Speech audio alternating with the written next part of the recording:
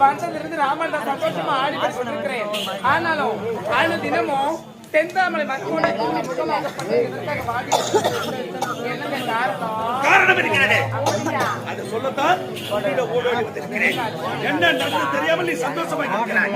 நான் ஒரே சிந்தனையாக இருக்கிறேன். இளவரசி இருக்கிற முத்தழகி என்னை அவள் அவமானப்படுத்தி விட்டார், வேதனைப்படுத்தி விட்டார். ஆகவே அவளுக்கு வருகிற வெள்ளிக்கிழமை மஞ்சள் மரண விழாவாக இருக்க வேண்டாம். அது உன்னிடத்தான் இருக்கிறது. நான் கூறுகிறேன்.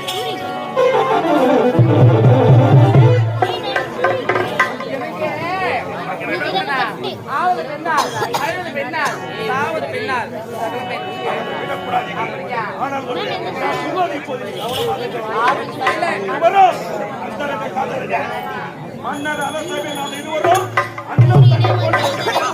நடித்துதான்